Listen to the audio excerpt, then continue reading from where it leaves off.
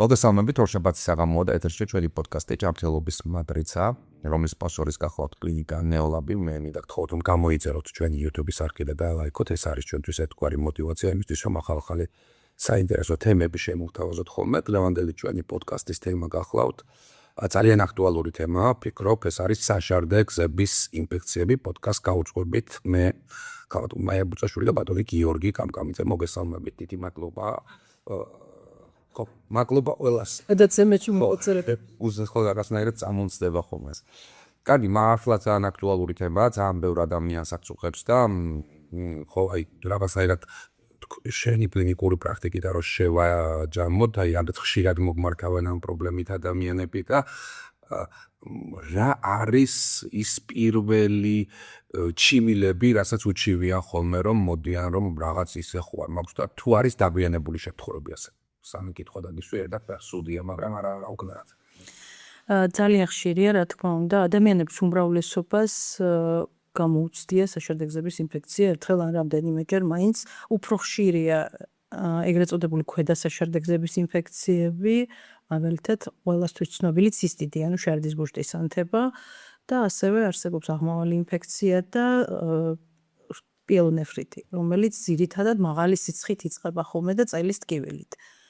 სანამ პიელონეფრიტზე გადავალთ, ჯერ ცისტიტზე ვილაპარაკოთ, იმიტომ რომ კიდევ მეორე ეს ძალიან ხშირია და უამრავ ადამიანს გამოუცდია საკუთარ თავზე, რომ უცებ შეამჩნევს, რომ აქვს შარდვის გაძნელება, წვა შარდვის დროს, რაც ძალიან დიდი დისკომფორტია. ზოგჯერ ისეთი სიმპტომი თითქოს ბოლომდე ვერ მოშარდა და შარდის ბუშტი დაუცლელი რჩება და აი ასეთი სხვადასხვა დისკომფორტი. ადამიანები რაღაცნაირად ამას ხშირად უკავშირებენ გაციებას. აი ხო, ეგ უნდა მეთქვა, რომ ხშირად არის ხოლმე ციუქვაზე არ დაждდეის დაგება. ეხები გამიცივდა და ცისტიტით ამიმართა, რამდენად მითია ეს თუ რეალობა, იმიტომ რომ აი საზოგადოებრივ ძალიან გავრცელებული ამბავები და გოგოებსაც უშვილიან ხოლმე, ნუ დაждდები ციუქვაზე შური არ გეყოლება ცისტიტი. ყველა კიდეც ალტერნატივის შული არის, ყოველ საფრთხეები დახცედა. ზოგადად საერთოდ გაცივებასთან დაკავშირებით ალბათ ცალკე შეიძლება რომ ვილაპარაკოთ კიდე, მაგრამ გაცივებას ძალიან ბევრ ამას უკავშირებენ ადამიანები, რაც სინამდვილეში არის ხოლმე ინფექციური დაავადებები. ასეა საშარდე გზების ინფექციებიც, უმრავლეს შემთხვევაში ეს არის ინფექციებით, ესეთ ბაქტერიებით გამოწვეული პროცესი. ასევეა ცისტიტიც არის ბაქტერიული ინფექცია.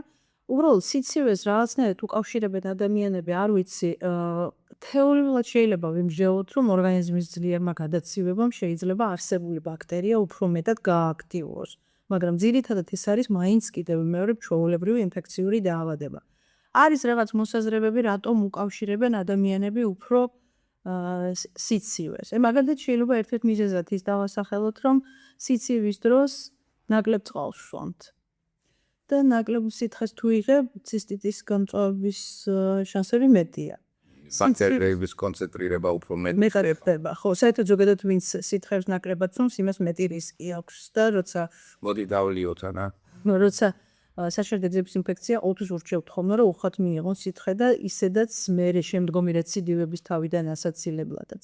კიდევ ერთი მიზეზია სიცივეს, რომ მაგალითად რატო შეიძლება დაუკავშიროთ, თუ ადამიანი დიდხანს იკავებს ხოლმე შარდს და როდესაც აქვს მოთხოვნილება შარდის ბუშტის დაცლის არ შედის და დიდხანს იკავებს, ზოგი ხო არის ესეთი ადამიანები მთელი დღე მაგალითად არ შედის ტუალეტში, ზოგადად საზოგადოებრივ თავშაბათის ადგილებში ტუალეტებში შესვლისგან ბევრი ადამიანს არ უნდა იქ შესვლა. ციცივეში ეს კიდევ უფრო მეტად არის, უფრო მეტად იკავებს ადამიანი თავს და ნაკლებად შედის ტუალეტში თითქოს. შეიძლება რაღაც ეს სხვადასხვა მიზეზებით აიხსნას, რატომ უკავშირებენ ციცივეს და ცივ პერიოდს, მაგრამ ასეა თუ ისეა, მოკლედ საშარდე გზების ინფექციების სახელით გვეუბნება არის ინფექციური დაავადებები ბაქტერიებით გამოწვეული და ყველაზე ხშირი მისი გამოვლინება არის შარდის ბუშტის ანთება, ანუ ცისტიტი. რომელიც შეიძლება გართულდეს და რომ როგორც შენ თქვით, შეიძლება პიელონეფრიტიც კი გადაიზარდოს ან სხვა რაღაცა თუ გონალობა დროულად არ ჩატარდა, ხო? კი, ან შეიძლება პირდაპირ პიელონეფრიტით დაიაროს. ანუ თუ თავიდანვე იწყება მაღალი სიცხით წელის ტკივილით, ეს არის მთავარი ორი სიმპტომი ზედა საშარდე გზების ინფექციის, ანუ როდესაც უკვე პროცესში ჩართულია ცირკმები. მაშინ ეს არის როგორც თუ ზედა საშარდე გზების ინფექცია, რომელიც უფრო სერიოზულია. დიაგნოსტირებაზე გადავიდეთ, იმიტომ რომ დიაგნოსტირებას კი ამ შემთხვევაში აქვს ძალიან დიდი მნიშვნელობა, ხო? აი როგორ უნდა მოხდეს დიაგნოსტირება, რომ თქვათ რა ბაქტერიული აგენტით არის დაზიანებული ამ დროს თქვათ ანთებითი პროცესი რა ბაქტერიული აგენტით არის გამოწვეული. რითიც ვიწყებთ, ეს არის შარდის საერთო ანალიზი, სადაც ძალიან ბევრ მაჩვენებელს ვხედავთ ერთად და შესაბამისად შეგვიძლია მსჯელობა იმის შესახებ, თუ რასთან გვაქვს საქმე, გვაქვს რეალურად ინფექციურ პროცესთან, თუ შეიძლება იყოს ასევე ისეთი სიმპტომები, რომელიც დამახასიათებელია ინფექციისთვის, მაგრამ იყოს განპირობებული არაინფექციური. ორგანული პათოლოგიით, მაგალითად, მამაკაცებში შეიძლება რაღაც წინამდებარე ჯირკვლის პათოლოგიით, ხო? დიახ, ანატომიური თავისებურებებით ბავშვებშიც შეიძლება იყოს ხშირად პირველი გამოვლინება სხვადასხვა ასაკში, გარკვეული ანატომიური თავისებურებების, რომელიც შეიძლება განაპირობებდეს. ასევე შეიძლება კავარია და გოიშტეს ითიც ვიწყებთ, ეს არის თემაკეჭოვენ და კენჭი, რომელიც დაახლოებით გავს სიმპტომებს იძლევა. შესაბამისად, აი პირველ ანალიზს, ანუ შარდის საერთო ანალიზს ძალიან დიდი მნიშვნელობა აქვს, რომ დავკვალიანდეთ რა მიმართულებით წავიდეთ, ანუ ვიფიქროთ ინფექციურ პროცესზე თუ არა ინფექციურზე და ამის შემდეგ უკვე ხდება გამოკვლევა ეგრეთ წოდებული ბაქტერიოლოგიური კვლევით, რომელიც გვაძლევს წარმოდგენა და ვთქვათ ადასტურებს ან გამორიცხავს ბაქტერიული ინფექციის არსებობას, სოკოვანი ინფექციის არსებობას, ასევე ზოგიერთი ბაქტერია ან შეიძლება ამ შემთხვევაში კონდეს ვირუსულ ინფექციებთანაც საქმე, შეიძლება მათი გამოვლენა არ მოხდეს კლასიკური ბაქტერიოლოგიური ანალიზით და საჭირო გახდეს ისეთი კვლევის ჩატარება, როგორიც არის პოლიმერაზული ჯაჭვური რეაქცია, ანუ PCR მეთოდი. შესაბამისად, პირად ხდება ხოლმე, რომ მაგალითად აი ის შარდის ის მარტივი ანალიზი აი ის არ გვაძლევს თქვათ ბაქტერიოლოგიის გამოვლენის შესაძლებლობას და დღის წესრიგში დგება, რომ PCR-ი ჩატარდეს. ეს არის ისეთი, თქვათ, პათოგენები, რომლებიც არ იზრდება უბრალოდ ჩვეულებრივ და რასაც ეძახიან დათესვას, ანუ ბაქტერიოლოგიურ კვლევას და ამ შემთხვევაში, საკმაოდ ხშირი არის ეს სიტუაცია. შესაბამისად, აი ორი მეთოდის კომბინაცია, ბაქტერიოლოგია და PCR მეთოდი პრინციპში ფარავს უმრავლეს გამომწვევს, რომელიც შეიძლება იწოდეს საშარდე გზების ბევრ გამომწვევზე ერთად ტარდება თუ კონკრეტულად მიზანმიმართულად ერთ გამომწვევზე და რამდენიმე PCR-ი უნდა ჩატარდეს, შეიძლება ბოდიში დილეტანტურ შეკითხვას გისვა, მაგრამ რომ მაყურებლისთვისაც გასაგები რომ პრევენტიული ტექნოლოგია გვაძლევს საშუალებას, რომ ბევრ სხვადასხვა გამომწვევზე მოხდეს PCR კვლევის ჩატარება. შემდეგ ეტაპზე უნდა გახორციელდეს ეგრეთ წოდებული ბაქტერიოლოგიური კვლევა, ანუ რასაც ეძახიან დათესვას და ამის შედეგად შეგვიძლია გავაკეთოთ იდენტიფიცირება იმ გამომწვევის, ეს იქნება ბაქტერიული სოკოვანი პათოგენი, რომელიც განაპირობებს ანთებით პროცესს საშარდე გზებში. და ჩაგეჭრები ახლა ბაქტერიოლოგია ასევე დაადგენს თუ ამოითესა ბაქტერია, რომელ ანტიბიოტიკებზეა მზნობიარე. რომ ჩვენ ვიცით, რომ ახლა ისეთ ეპოქაში ვართ, როცა ძალიან ბობოქრობს რეზისტენტური, ანუ განძლე ბაქტერიები უამრავი ადამიანის სვამს რაღაც ანტიბიოტიკებს და ბოლოს აღმოჩნდება ხოლმე, რომ ამ ანტიბიოტიკის მიმართ მისი ინფექცია საერთოდაც გამძლეა, ანუ რეზისტენტური. ამას ძალიან დიდი მნიშვნელობა აქვს იმისთვის, რომ სწორად იყოს შერჩეული მკურნალობა და არ გადავიდეს ეს ინფექცია განმეორებით ინფექციად ან ქრონიკულ ინფექციად არ გარდაიქმნეს. შესაბამისად, ბაქტერიების მგრძნობელობის ეგრეთ წოდებული შესწავლა სხვადასხვა ანტიბიოტიკებზე არის ძალიან მნიშვნელოვანი. აქვე ერთი შეკითხვა მინდა დაგისვა, შეიძლება რომ მაგალითად ცისტიტის კლინიკა, რა კლინიკაზე ვსაუბრობდით, წვა, გახშირებული შარდვა ქონდეს ადამიანს, ბაქტერიოლოგია ჩატარდა და ბაქტერიოლოგიაზე არ ამოითესა რაიმე ტიპის ბაქტერია. ამ შემთხვევაში რას ვაკეთებთ? რაზე უნდა წავიდეთ? აი ეს შეიძლება იყოს ანატომიური თავისებურებები ადამიანის ორგანიზმის თუ შეიძლება რაღაც სხვა ინფექციები ვეძიოთ, რაც ბაქტერიოლოგიით არ ამოვიდა. პირველ რიგში უნდა განვიხილოთ სხვა ინფექციებიც, მაგალითად სქესობრივი გზით გადამდები ინფექციებიც, რომლებიც ხშირ შემთხვევაში ესეთი სტანდარტული კლასიკური ბაქტერიოლოგიით ვერ ხერხდება მათი გამოვლენა და გვჭირდება ეგრეთ წოდებული PCR-ის, ანუ პოლიმერაზული ჯაჭვური რეაქციის მეთოდით კვლევის ჩატარება. შესაბამისად, ეს ხშირად საჭიროა ხოლმე დიფერენციალური დიაგნოსტიკისთვის, ანუ მის ზღვარის გატარებისთვის სხვადასხვა წარმოშობის ინფექციებს შორის. კიდევ ერთი ინფექცია, რომელიც შუარული არ ითესება, ეს არის ტუბერკულოზი.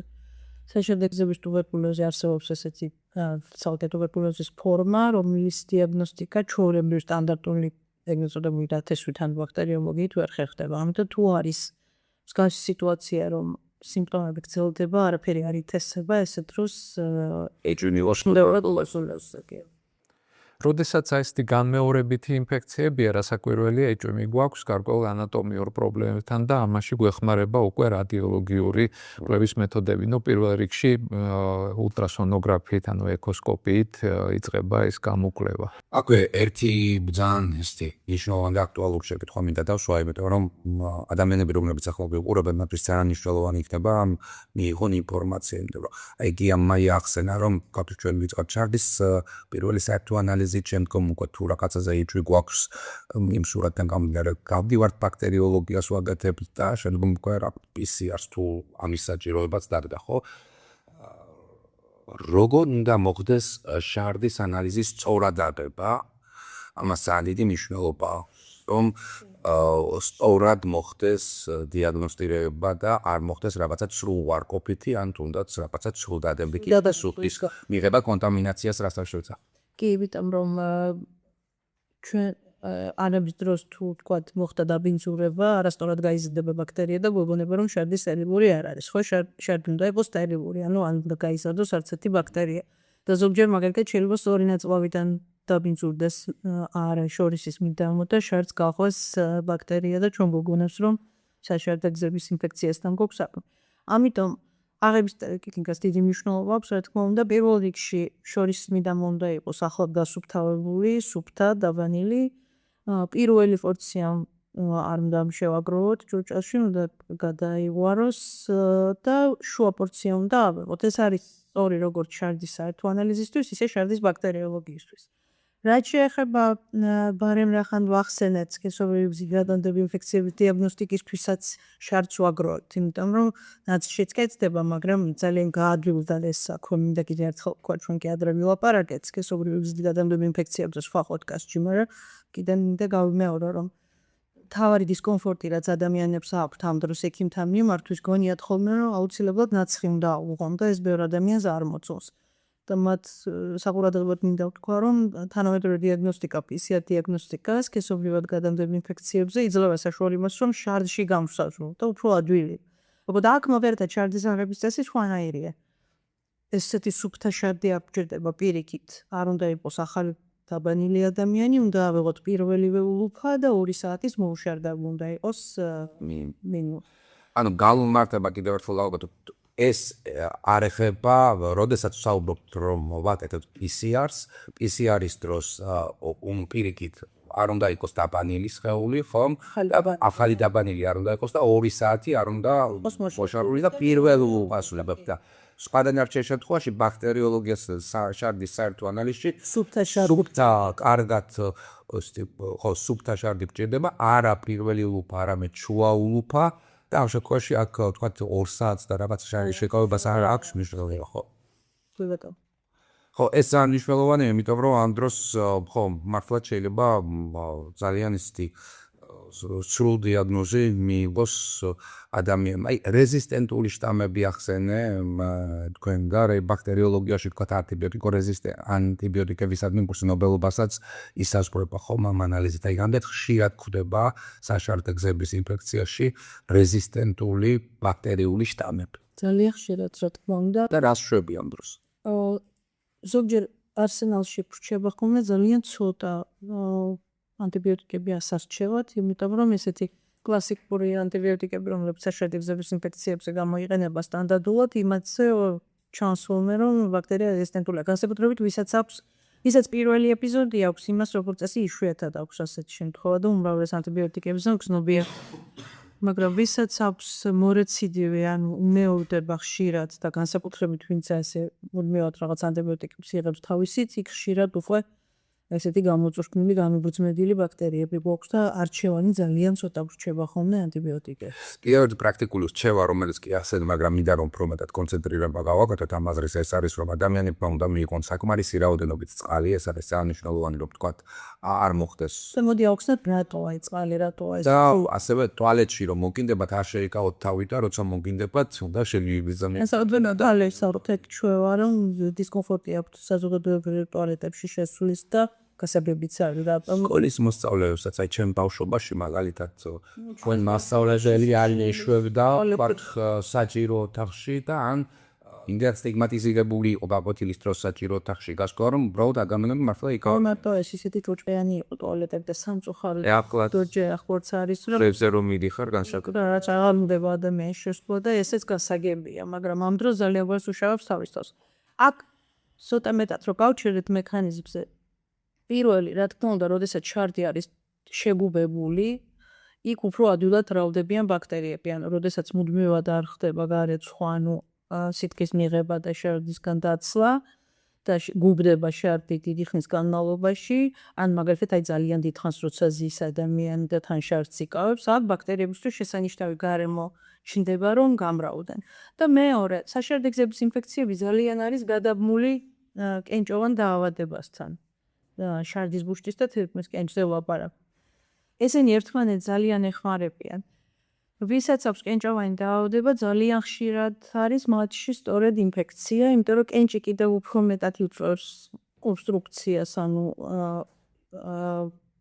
ბარიერს ქმნის, რომ შარგმა ნორმალურად იმოძრაოს და კიდევ უფრო მეტ გარემოს ქმნის ბაქტერიების გამრავლების და მეორეს მხრივ ხშირი ბაქტერიული ინფექციები, განსაკუთრებით აი ზოგიერთი ბაქტერიები, ფსევდომონა და ასე შემდეგ, ისინი თვითონ უწყობენ ხელს კენჭების წარემქმნას. და აი განსაკუთრებით ერთ-ერთი ფორმა ესეთი კენჭის, ცოტა ავწდით ჩვენს დღევანდელ თემას, მაგრამ კიდევ მეორე კენჭები და ხაშარდი გზების ინფექცია ფაქტიურად ძალიან გადაბმული პრობლემაა. ეგრეთ წოდებული მარჯნისებური კენჭები ქვია, ძალიან დიდი კენჭები, რომლებიც იშლება თირკმელში და ძალიან დიდია და ზოგჯერ ძალიან პრობლემებს ქმნის და ქირურგიული ამოღება ჭირდება ხოლმე. მოკლედ ლითოტრიფსიას არ ეკონდებარება? არა, ლითოტრიფსიას არ ემდა რომ მათ ფორმა აქვს ისეთი სხვანაირი. მოკლედ იმის თქმა მინდა რომ შარდის შეკავება აქედან დავიწყე და გავიდი მერე.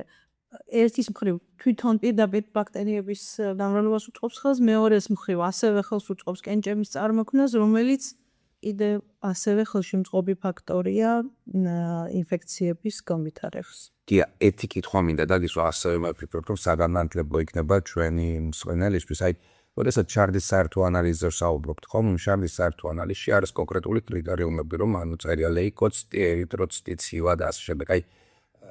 აი ესეთი განმარტება რომ გავუკეთო, რა მიგვანიშნებს ხოლმე, რომ იქ რაღაც რიგზი არ არის, აი რა უნდა იყოს და რა არის შეიძლება დასაშვები რომ იყოს. უმრავლეს შემთხვევაში, როდესაც გვაქვს საშარდე გზების ინფექცია, გვაქვს ასევე ლეიკოციტები შარდში, რაც აუცილებელია, რასაც უნდა მივაქციოთ ყურადღება. სისხლის არსებობის შემთხვევაში, ანუ ერითროციტების შარდში არსებობის შემთხვევაში, აი ზუსტად უნდა ვიფიქროთ კენჭის არსებობაზე, როდესაც არის მაგალითად ლეიკოციტების გარეშე. ასევე თქვათ ანთებითი პროცესის დროს ხდება ცილის გამოყოფა შარდის საშუალებით და მოკლედ აი ეს ერთობლიობაში ეს მონაცემები გვაძლევს საშუალებას რომ მივიტანოთ ეჭვი საშარდე გზების ინფექციაზე ან არაინფექციურ პროცესზე. მაგალითად თუნდაც შეიძლება იყოს ეს მხოლოდ თქვათ სისხლის არსებობა შარდში ზოგიერთ შემთხვევაში შეიძლება იყოს მაგალითად ალერგიული რეაქციაც არის ასეთი ეგრეთ წოდებული ეოზინოფილური ცისტიტი, რომლის დროსაც შარდში შეიძლება ეოზინოფილებიც იყოს. ასეთ დროს კორნალობა განსხვავებულია? ამ შემთხვევაში ანთებითი პროცესი როგორც წესი არა გვაქვს ინფექციით გამოწვეული, შესაბამისად, რასაკვირველია, ეს მკურნალობა წარიმართება ალერგიის საწინააღმდეგო მკურნალობის გზით. ასევე ზოგიერთ შემთხვევაში შეიძლება იყოს ისეთი მიზეზები, როგორიც არის მაგალითად სხვადასხვა მედიკამენტის მიღება, რომელიც შეიძლება განაპირობებდეს ცისტიტის მსგავს სურათს. მაგალითად ასეთია არასტეროიდული ანთებისაწინააღმდეგო საშუალებები, აი პროტონული არხების ბლოკატორები, ანუ რასაც ეძახიან აი კუჭის დამწავს პრეპარატებს, მათ შეიძლება გამოიწვიონ მსგავსი სიმპტომები. ასევე ხშირი არის საკვებთან დაკავშირებული სიმპტომები, მაგალითად ზედმეტად ცხარე პროდუქტების მიღება, ან დიდი რაოდენობით კოფეინის მოხმარება, რამაც შეიძლება ასევე იმიტაცია გააკეთოს ცისტიტის სურათი. როდესაც ვთქვათ საშემდეგო ინფექციაზე ვსაუბრობთ, ასევე ძალიან დიდი მნიშვნელობა აქვს ამ დროს ჰიგიენას. განსაკუთრებით ქალებში და რამეთ იციან თვითონ ქალებმა ეს მოვლის, თვითმოვლის საშუალებები. ან ცოტა ქალებსაც რომ თავი დავანებოთ, ხშირია ხალშობილთა ცისტიტი. და ბავშვთა ცისტიტი. და აი დაბანის პროცედურა როგორ უნდა მიმდინარეობდეს, იმიტომ რომ ჩვენი სიტყვა არის ესეთი მიკროორგანიზმი, ბაქტერია, შერიხია კოლი, რომელიც ყველაზე ხშირი მიზეზია ამ ცისტიტებისა და რომელიც შეიძლება ძალიან გართულდეს, ისე რომ თქვათ ხორცებსიც გამოიწვიოს და ასე შემდეგ. აი ამდენ იციან მოვლის, ჰიგიენური მოვლის თესები. კი, როგორც წესი საშემდეგზების ინფექცია როდესაც დადასტურდება, ზუსტად ექიმის კონსულტირების ერთ-ერთი პუნქტი ეს არის, რომ სამომავლოდ რეციდივების თავიდან ასაცილებლად პაციენტს აეხსნას ჰიგიენის წესები. ძალიან ბევრმა რა თქმა უნდა ეს კარგად იცის, მაგრამ განსაკუთრებით ბავშვებშია პრობლემა. ანუ ჩაბანა უნდა ხდებოდეს, მიმართულება უნდა იყოს წყლისნაკადის ყოველთვის წინიდან უკან. რომ ანუსის მიმდებარედ ბაქტერიები არ ჩამოირეცხოს საშოს მიმართულებით. ეს არის მთავარი. და კიდევ მეორე ხა ადამიანის უმრავლესობამ ეს იცის, მაგრამ ბავშვებში განსაკუთრებით მშობლებმა უნდა მიაქციონ ყურადღება თუ უკვე თვითონ იბანე თავისით და ეს ბავშვს კარგად უნდა აუხსნას მშობელმა და ჩვილებშიც თუ თქვათ ჩაბანა ხდება ეს რომ წყლის ნაკადი ყოველთვის მიმართული უნდა იყოს წინიდან უკან, რომ კიდევ მეორე სწორი ნაწლავიდან დაბინძურება არ მოხდეს.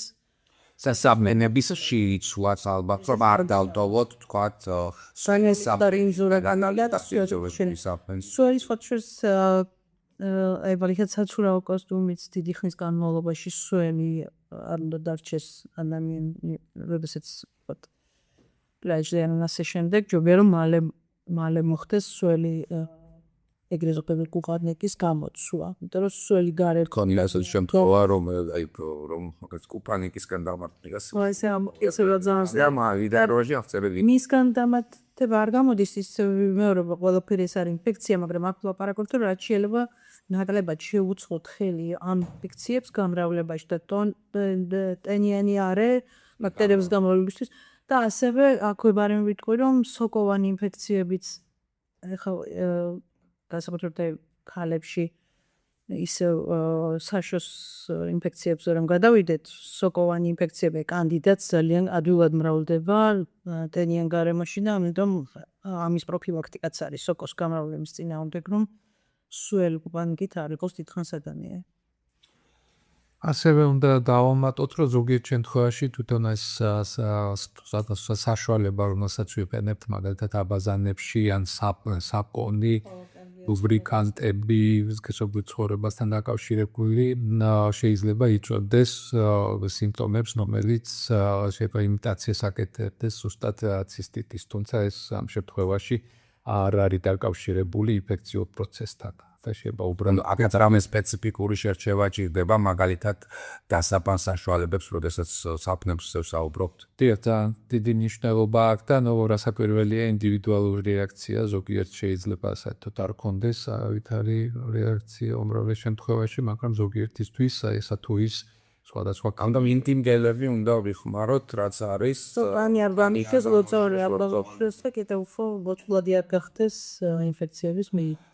ერთი ასეთი შეკითხვა მინდა დაგიშვათ, არ ვიცი ან გიანმა რომელმაც კიდათ შორტ მიპასუხეთ.